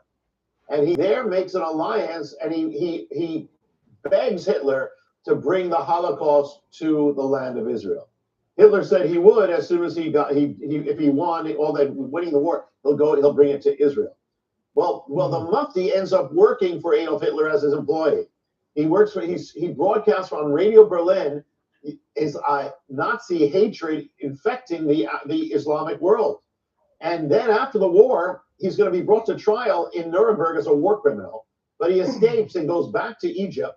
And in Egypt, he's hailed as a hero, and he becomes the father of Palestinian nationalism. There's a worker from an employee of Adolf Hitler. So you got a line from Adolf Hitler to Gaza. And not only that, but Diane, I've been watching Family Guy, black guys' reactions to the Family Guy's racism. I've been watching things like that. I love Family Guy. Giddy. But in Egypt, he encounters a teenager, an Egyptian teenager, and he takes him under his wing and he trains him and mentors him and teaches him and he disciples him. He becomes his disciple. The Egyptian teenager's name was Hey, Yasser Phil, you Arafat. made it. Good on you, You got a mate. direct line from Adolf Hitler to Yasser Arafat. And not only that, but Hitler also sponsored an organization, a new organization. He gave it money, he gave it training. It was called the Muslim Brotherhood. And the Muslim Brotherhood directly gave birth to Hamas. So here's this organization by Hitler, gave birth to Hamas. And when Hamas was founded, the founding charter, basically it reads as the words of Adolf Hitler. And the thing is that not only that, when October 7th happened, there were people, around the world, and people in Israel and Holocaust survivors saying this is just like the Holocaust. That's what they did. They went house to house. It reminded them it was the worst day for Israel since the Holocaust, Jewish history. And the thing is, though, Hitler put a man in charge of the Holocaust. His name was Heinrich Himmler. And he chose as the day to put him in charge of the territories to begin the Holocaust. The day he chose was October 7th. So October 7th was the anniversary of that. And in fact, Hitler was born 39 years before he was appointed on the date of October 7th. It was all the anniversary. It's the fingerprints of the dragon. Wow, I can't. Those parallels are really, they're amazing. Now, how is the Hamas invasion of Israel connected to the Book of Revelation? In Revelation, it says that the dragon who wars against the woman, Israel, it says he spews water like a flood, a river out of his mouth, a flood. He floods her, tries to flood her away. And the earth swallows the water and saves the woman, but he tries by the flood. Well, October 7th was the the dragon's attack on Israel. And the amazing thing is that Hamas, who were the vessels, they named it. They had a code name. They didn't call it the October 7th attack. They called it Operation Tufan. Tufan is the Arabic word for the flood. It was Operation the Flood, as in the dragon's flood. Okay, I mean, that's very, very specific. There's so many specific Bible prophecies that so many people have missed. Now, the dragon's prophecy, you speak of a mystery of the Jubilees, and this is also connected with President Trump. I find it so interesting. Oh, there is so much to this. First of all, remember the enemy, and I bring in the book, I'm bringing out how this mystery that links the enemy to the timetable of God. And the thing is that the enemy again is an imitator, but he's also a desecrator. So he takes the things of God and he tries to defile it. So it's no accident that all these things happen on October 7th, because October 7th happened to be not one and not two, but 3 Hebrew holy days, all converging on one day. So he chose that day. He couldn't resist to defile each one. I won't go into all the details, but from the Sabbath to Simchat Torah, the day of joy, he just defiled each one. But also there is the Jubilee. And the Jubilee is every 50th year. It's restoration. If you lost your land, you get it back. You return home in the year of Jubilee. And the amazing thing is that when God brought Israel back into the world as he promised, according to all the prophecies in modern times, hey, Jay, good to see you, actually mate. did it according to the mystery of the Jubilee, which kind of really makes sense, because the Jubilee, you return home. So the Jewish people are returning home and being restored. So I'll just give a very quick nutshell because there's so much in this. But for instance, 1867 was one of those years where it begins this restoration. The Sultan of Turkey releases the land. So Jewish people actually, for the first time, can start redeeming and buying back the land of Israel in the year. Phil, how old's your phone? It might be getting out of date or something. 1867. There's more that happens in that year. Actually, ancient Jerusalem is uncovered, it's discovered for the first time. The city of David. So much begins. But count 50 years. Are they going well, Jay? Takes you to the year 1917. Anything happen? How's the the boys and Jubilee, the the one dogs who has going? your land has got to get off. Well, in the 1917, it's World War I. And the British come into the Middle East under a Christian general, Allenby. And the Turks, who are occupying the land of Israel, flee the land after 400 years. They flee the land. And the British issue in that same year the Balfour Declaration, which promises the land back to the original owner, Jubilee. It was the Australian soldiers in 1917 that chased them out of Jerusalem. It was us that done it, the Australians. The light horsemen charge at Beersheba. The Jewish people. And the thing is, so that all begins that. But they don't get Jerusalem. That's their holy city. But what happens if you count 50 years? It takes you to the year 1967. Anything happen? In that 67 comes the 6-day war. And on the 3rd day of that war, the soldiers of Israel enter through the gates of their holy city. For the first time in 2,000 years, God restores the ancestral possession, Jubilee. Year of Jubilee, you got to go back. And the amazing thing is that at the moment they were restored, there's a rabbi named Rabbi Goren, and he is with the troops as they enter the holy city. And when he gets to the temple, and the troops were Australian troops. He sounds the shofar. This is the sound of the Jubilee. The shofar sounds as they come into their possession. Now, he wasn't doing it knowing all the mysteries. He was just led to do it. The amazing thing is that Rabbi Shlomo Goren was born in 1917, the other Jubilee. And when in 1967, he was 50 years old. It was his Jubilee. And he sounds the shofar. And the amazing thing is that his name, Goren actually means, or Gorenshek for the original, means horn. Rabbi Horn sounded the horn of Jubilee in the year of Jubilee in his own Jubilee. But now the one thing that Wow. and this goes with what you were saying, they when you in the Jubilee, you don't just come home, you get the legal right. You're not just you are recognized. It is your legal right restored. Israel never got it. The world refused to recognize Jerusalem. But count 50 years, it takes you to the year 2017, next Jubilee. Anything happened? Trump. In that year, President Trump of America issues the Jerusalem Declaration, restoring the legal right to Jerusalem, the Jewish people, as the eternal capital, in the year. I'll tell you that's a weird signature by Trump. He seems to have 4 spikes in his name. Jubilee. And I am sure that Trump was not studying the original Hebrew when he decided to do it on that day. He probably just woke up and said, it's a good day to do it. I think I'll do it. And that was it. And the amazing thing, though, think about that. In 1967, the key person was Rabbi Goren, which means Rabbi Horn.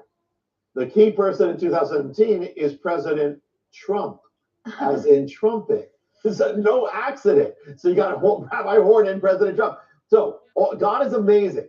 But now the enemy is that imitator and desecrator. So he's going to take the mystery of the Jubilee and he's going to invert it, turn it against Israel. So how's that going to happen? Well, there was one event. It wasn't a victory. It was a calamity. And it was the worst calamity for Israel up until October 7th. It was called the Yom Kippur invasion war. And there was an invasion, took Israel by surprise. It was the word, in the natural, it almost brought the destruction of Israel. The prime minister almost committed suicide. They all were ready for destruction. And God miraculously turned it around. They won, but it shook them to this day. It was their worst war, the worst loss of life. Well, the enemy's going to take it and make it into a devil's jubilee. And so what happens if you take that year, that invasion, 1973, count 50 years to the Jubilee. It takes you to the year 2023. When did the Yom Kippur happen? In the month of October. So the Devil's Jubilee will happen in the month of October. What day? It happened on a Saturday. So this is going to fall on a Saturday. It happened on a Hebrew holy day that went back to Leviticus 23. So this is going to happen on a Hebrew holy day that goes back to the same chapter. And the Yom Kippur War happened on the first Saturday of October of 1973. So if you take the first Saturday of October of 2023, it's October 7th. In fact, when I in the book, in the Dragon's Prophecy, there are prophetic countdowns of thousands of days and one of them starts in the 20th century, and it leads to the exact Saturday morning of the attack that happened. Wow. Wow. Okay. Was that the 18,263rd day? Oh, yeah.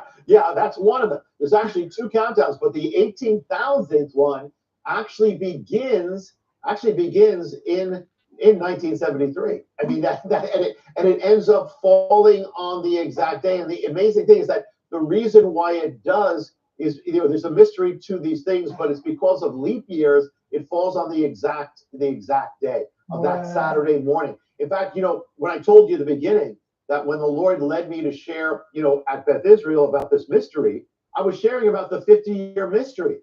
And the day that Friday night, it was October 6th, which was the 50-year anniversary of the Yom Kippur War when I shared that mystery.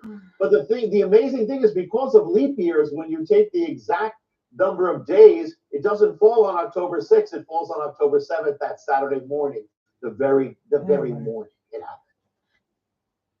With Foxtel Summer Sale, the whole family can enjoy the hottest entertainment.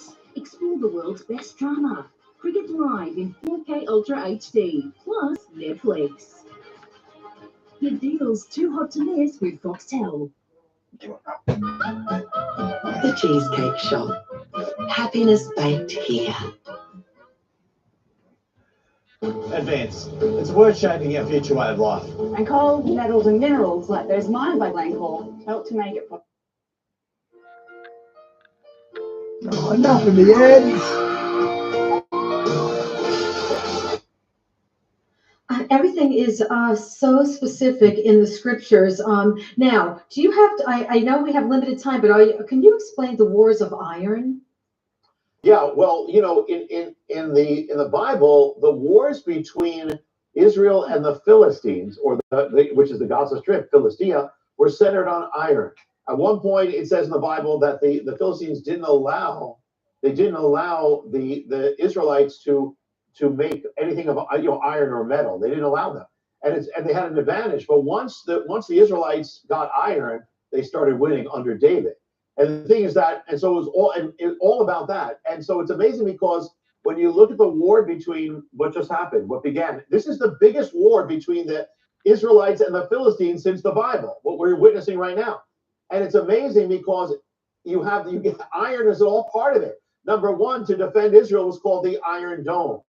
They had another thing called the Iron Sword. The iron, everything was called iron. All these weapons are called iron.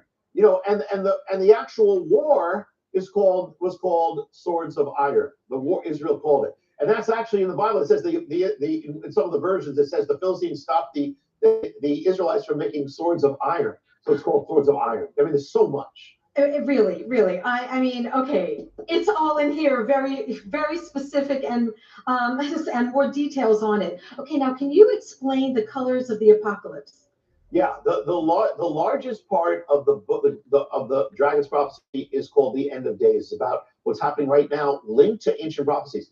One of the mysteries is that the colors of the apocalypse. In the book of Revelation, there are a lot of colors, but there are colors given to the apocalypse.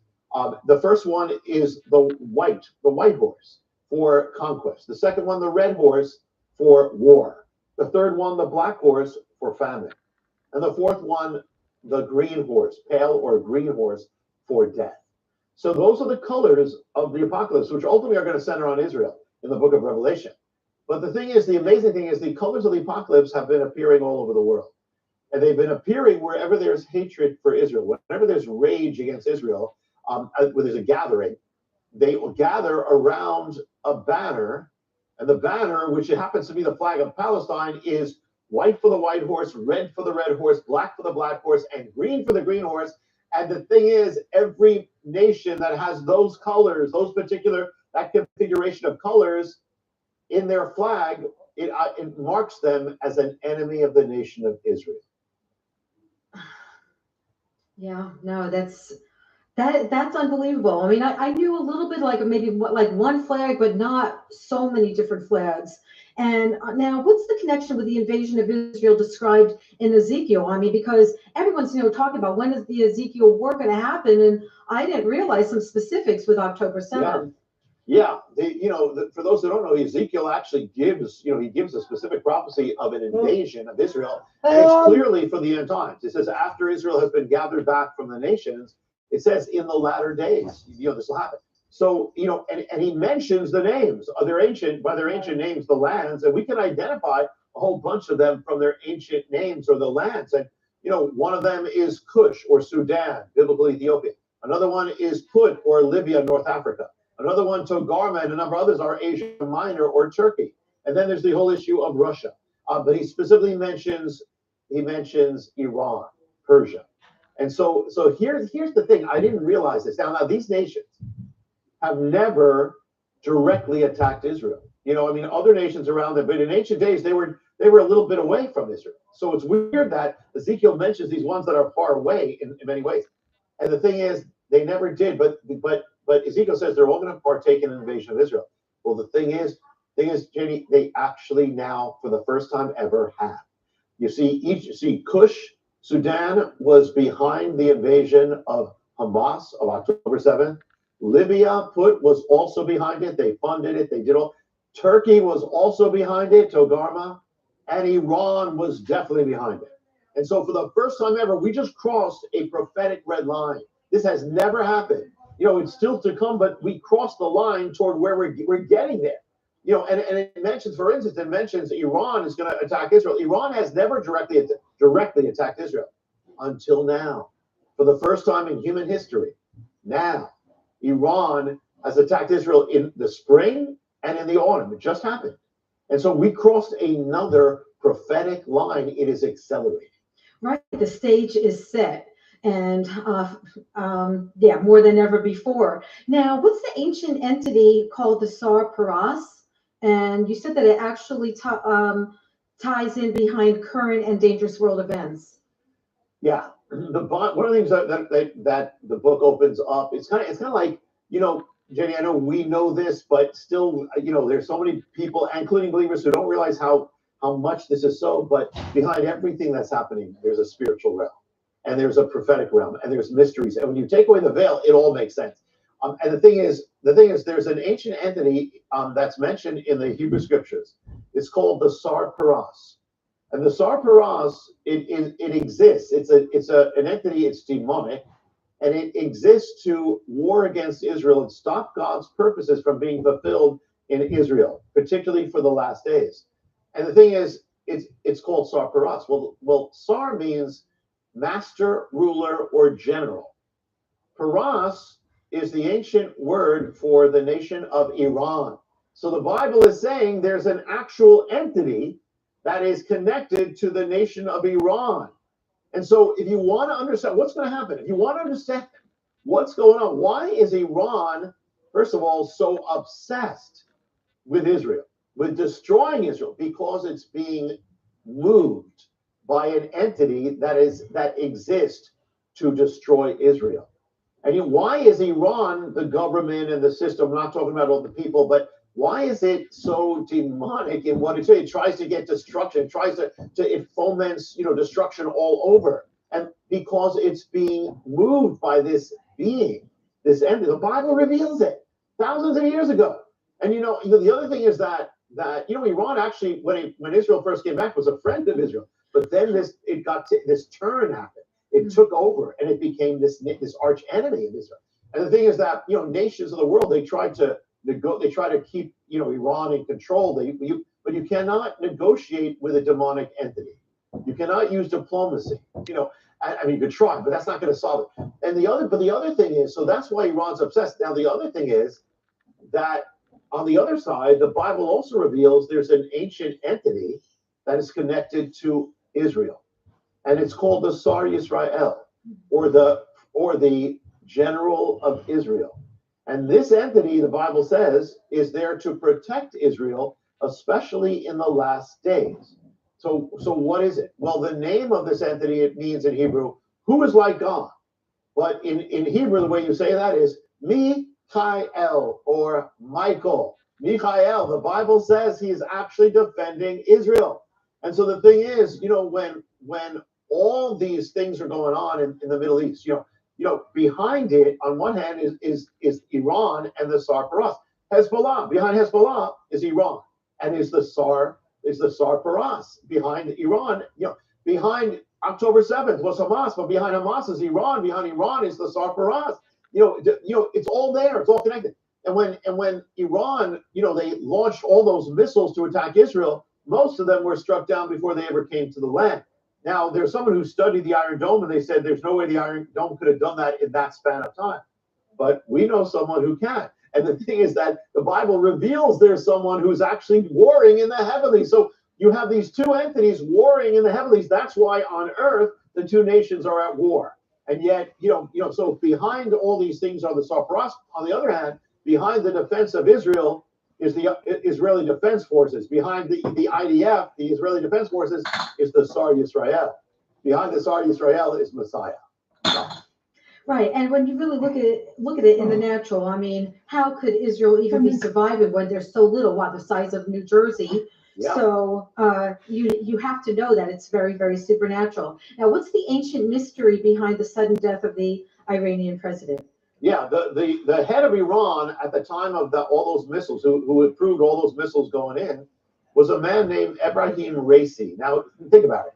He's Abraham. He's named after Abraham, the father of the Jewish people who he's trying to destroy. And his very name bears witness to the Abrahamic covenant that he's breaking. And so, you know, and God says, Israel's the apple of my eye. You touch Israel, you're touching the apple of God's eye. Well, he did.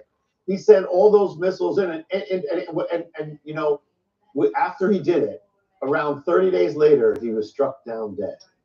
And the thing is, this guy, he tried to bring destruction to Israel through these airborne missiles, these airborne objects, so that when they crashed, there'd be destruction. Well, so the Abrahamic covenant, whatever you do is going to come back. Now he is in an airborne object. Hey, Trace, He's good in to an see you. helicopter, and it crashes, and he is destroyed. Exactly what he tried to do to Israel. But not only that, after he sent those missiles in, people don't realize he actually threatened destruction. He threatened. He announced the destruction of Israel. He threatened Israel's going to be. There's going to be nothing left of Israel. Well, that's blasphemy because Israel is God's nation. You were not going to destroy him. Okay, but he did. It was blasphemy. The day before he went, he was struck down in that helicopter. The day before, it was a Sabbath day. And all over the world and in Israel, the Jewish people are opening up their scrolls to the word appointed from ages past.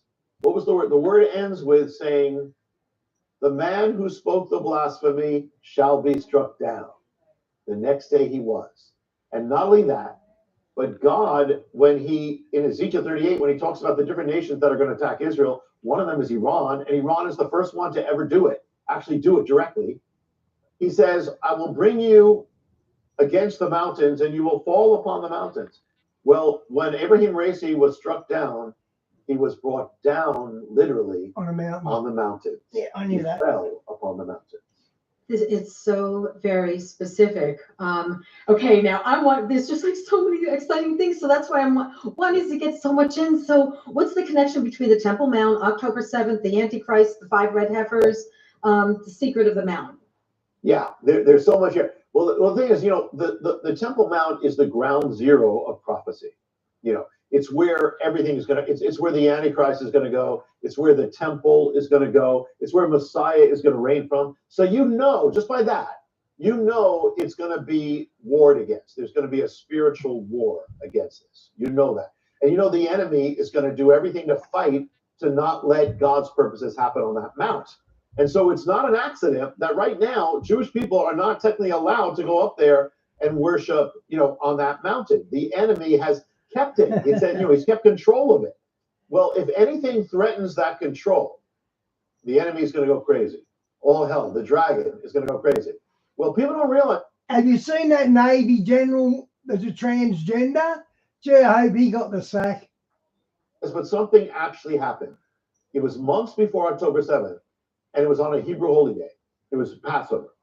And the rumor spread that Jewish people were going to go on the mountain to celebrate Passover on the mountain, on the Temple Mount. First time in thousands of years.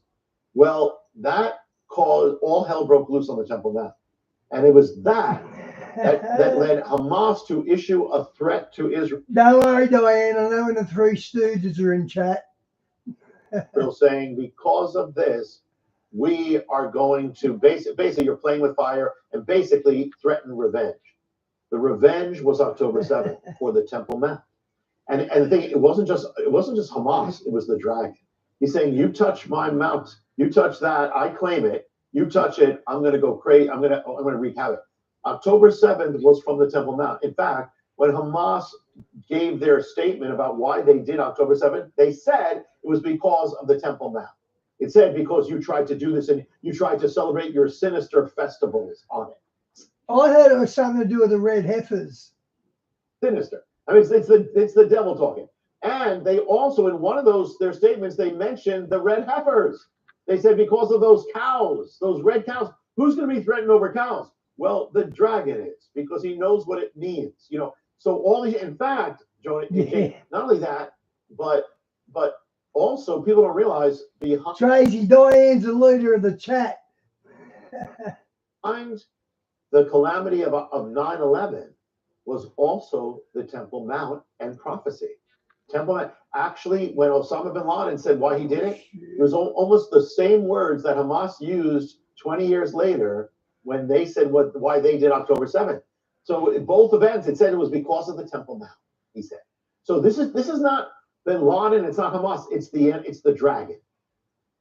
Now, this is just speculation, but some people were saying that Trump's administration, some are very, very pro, like building the temple. Do you think during his, when he's president, that they could rebuild the temple? Well, they are. There is at least one major. Tracy is doing some great things, isn't he? I admit he's doing that. He's gotten rid of the transgender and all that. But I wonder if it's going to last. The guy who actually made a statement a number of years ago, He really threatened Russia today with war, which was pretty heavy. who said basically he talked about the temple is to be rebuilt. he's big for the Trump administration. Yes, it could be. For Trump to do what he did to recognize Jerusalem, that was a Cyrus act. To do that, that act, when Cyrus did it, it led to the building of the temple. And that when he recognized Jerusalem, when Cyrus issued a proclamation, about concerning Jerusalem, it led to the rebuilding of the temple. So yeah, in fact, when Trump did it, people in Israel issued coins with Trump's face on it and Cyrus on it. So they linked it to the rebuilding of the temple. So could it begin? Yeah, or could major things happen to lead to it? It could. Yeah, and for those who are, you who are watching saying, oh, well, then he's the Antichrist. I'm like, no, the Antichrist, it doesn't say anything in the scriptures that the Antichrist is supposed to rebuild the temple. So anyway, but let me just ask you, with everything that's gone on, how is like this ancient mystery connected to, we're seeing so much anti-Semitism? Yeah, well, in the same prophecy or the same vision where the dragon spews, or actually in Revelation where he spews flood out of his mouth, in Revelation it also says, from the dragon's mouth comes these spirits that spread throughout the world, and they gather the world to Armageddon. That's to destroy Israel. So it says the enemy's going to do that. The amazing thing is after October 7th, you'd expect a wave of sympathy all over the world for Israel. There was a little, but the amazing thing wasn't that. The amazing thing was the world erupted with rage. Even before the war, even before Israel did anything, when all it was Jewish blood shed, and that made it was spiritual. It was like a spiritual blood frenzy. That it's like the demons sensed Jewish blood, and they went crazy, not just in the Middle East, but in Europe and America, on Harvard University, and they're chanting, from the river to the sea, Palestine shall be free. Well, they're chanting for the destruction of Israel in Harvard and all these universities. But not only that, there's a mystery to that, because it actually shows the fingerprints of the enemy. Because remember, the enemy takes the things of God and he twists them. So the amazing thing is, where that comes from? From the Bible. It comes from when God himself gives the promise of the land of Israel to the people of Israel. He says again and again, I'm giving it to you from the river to the sea, from the river to the sea. It's the enemies, the dragon's fingerprints. And this is all linked to end time prophecy. Yeah. The Bible says, the last days. Diane, I saw that. Barron Trump doing the signal at the inauguration. I saw that. Not good, is it? The nations of the world are all going to gather against, as you said, this little tiny New Jersey-sized land, which makes no sense. But you know what? You can't say you didn't expect it, because you've already seen a shadow. It's the first time in world. When have you seen in world history virtually all nations hatred for one nation all over the world? Not against the Soviet Union. They didn't have it against Hitler, not all nations, but against Israel. It's not natural. It's satanic. It's the dragon. Right, and the Bible prophesied that would happen before Jesus' second coming. And the thing that really gets me, and we won't get into a whole long thing, but is that a lot of the church is into replacement theology, and so they hate Israel too. But that's a whole long, I'd rather, let's get back to the book, Janie. Okay, Revenge of the Samson, Shimshon, and Gaza. Could you explain that? Oh, there's so much there. I'll just say this. The amazing thing is when you look at the story of Samson, it's amazing. It actually, it's not like the Hamas is reading it, but the enemy knows this. What happened with Samson is, and it was an Israelite who was taken captive by the Philistines, or in modern terms, Philistine, to where? The city of Gaza. The day that they celebrate this, the word in Hebrew is Simcha. It says the Philistines had a festival of Simcha. Well, what happened on October 7th was the dragon using that as revenge, the revenge of the Philistines, the revenge of Gaza. Because when did it happen? It happened on a Hebrew holy day that was called Simcha, the same Simchat Torah, same word that's used on the Philistines holiday. And on the day when Samson was there, he slew, it says, about 3,000 Philistines. Well, it says when the IDF first said how many Hamas people came, now you have the Gazans coming into Israel. It's the revenge of the Gazans. And it says that there were how many? About 3,000, the same exact number. unbelievable. Baron done that triangle finger stuff where they do the triangle. Baron done that. Okay, now you write about the dragon's other wars. What are they? Yeah. Yeah. Well, this, the Dragon's Prophecy is Guys, we've got to be close to the two witnesses showing up. How and where are they going to appear? I believe we're in the first year of tribulation right now, so they've got to be due. And how are they going to show up? not just about Israel, it's about all of us, because it says in Revelation 12 that the dragon warred against the woman, Israel, but then it says he warred against the rest of her children. Who are they? Well, they're linked to Israel. They're not Israel exactly, but they're children of Israel. It's the church. Everyone who, if you're born again, you're a child of Israel. You're born of Israel. And it actually says in Revelation, it's those who keep the commands of Jesus. So Messiah. So if you're born again, you are, the dragon is warring against you too. Whenever he wars against Israel, know that he's warring against the church. It's no accident that in the last days, the war is intensifying against Israel, the nations of the world against Israel to destroy it, and against the church, persecution, apostasy. So the same thing. So the church and Israel have to come together, which is actually he's doing it. You know, more than ever are Christians being joined to Israel and Israel to Christians. So this is for the end times. There's a war against all of us, and not just if you're a believer, even if you're watching this and you're not a believer, if you're born in the image of God. So that marks you from the enemy. The enemy's been warring against your life since the moment you were conceived. You know, some people he uses abuse, he uses addiction, he uses defilement, he uses anger, he uses a million things, but he's warring against you. And so that's why the last part of the book is that how do we overcome? What are the keys? What are the secrets to overcome now and in view of what's going to come? Yeah, no, you have so much hope in there. And it's like, this is not a time to be depressed. This is a time to be, we're winning. We're on the winning side. And you talk about also, it's not, it's not just the dragon that is talked about in Revelation, but the lamb key and your book is talking about keys to overcoming. Now, so how can people get your book? Yeah. Well, the Dragon's Prophecy is literally, looks like this. You'll see the dragon on the cover. It's literally everywhere. You can go right now online. You can go on Amazon now or any place you get books online, they'll have it. But also, everywhere they have books. Walmart has it, Target has it, Barnes & Noble has it. It's all over. I pray that people get it, not just for themselves, but get it for people in their life who need to be saved or maybe they're saved, but they're not awake or they're not ready or they're not aware of what's coming. And, for the holidays, whatever, get it for other people who need to hear it, who need to read it, need to see it. Yeah. Right, because it's also going to explain future events. Yeah. One of those mysteries is like, Jonah, it's so specific, Jenny. I'm still watching it in awe that may even exactly tell us what's going to happen.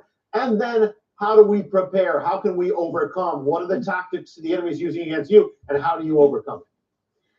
Wow. Rabbi Jonathan Cahn, you are amazing. Thank you so much for being. Don't call him Rabbi. He doesn't use that anymore. On my program.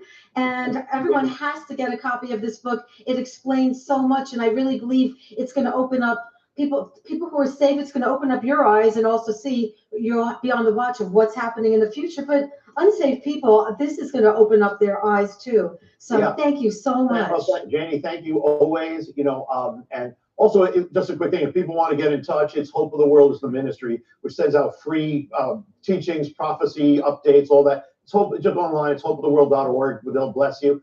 But it's the first time I've done an interview where it looks like we're in the same room, and we have the same synthesizer there. And so there's something there happening. And Jenny, thank you for being a blessing from day one when the Harbinger came out up until right now with the Dragon's Prophecy. Thank you. Well, thank you for being a blessing in my life and so many others. Thank you so much. Thank you. Okay, that was very interesting.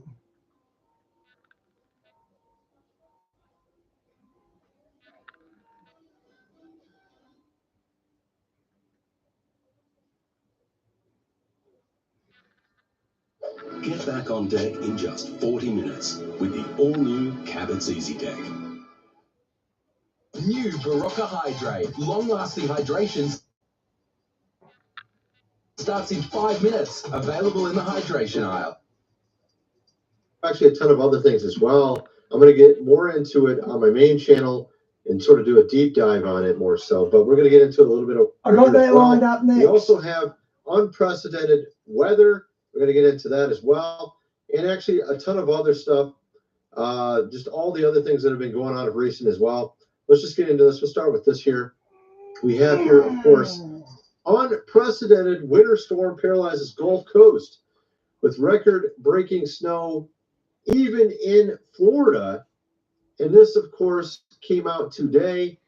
You can see here. Yeah, global warming's a bitch. Here, it's probably going to show an ad. When winter season, It's going to show an ad. I knew it.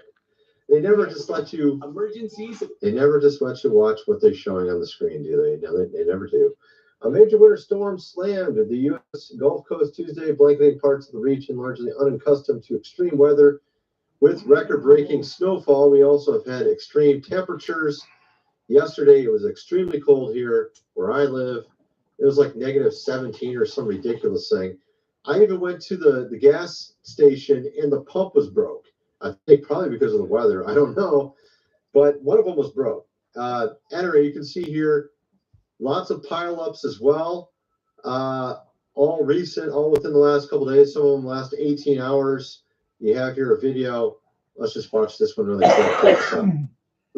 Dash cam video captured the aftermath of a collision involving multiple vehicles. This pileup on Highway 9 near Lockport Friday, one of several across. Now, of course, a lot of these are in different places. It looks, I mean, obviously that's a pretty gnarly weather there. A lot of this also is going to be sort of in the northern states, and you're not going to see this obviously in Florida, although Florida does have snow, which is pretty crazy. Usually we don't see so much snow in Florida. Now, of course, also with that being said, we were already, I talked about this was coming a week or two ago. I mentioned that we're going to be seeing this type of weather. We also have, of course, what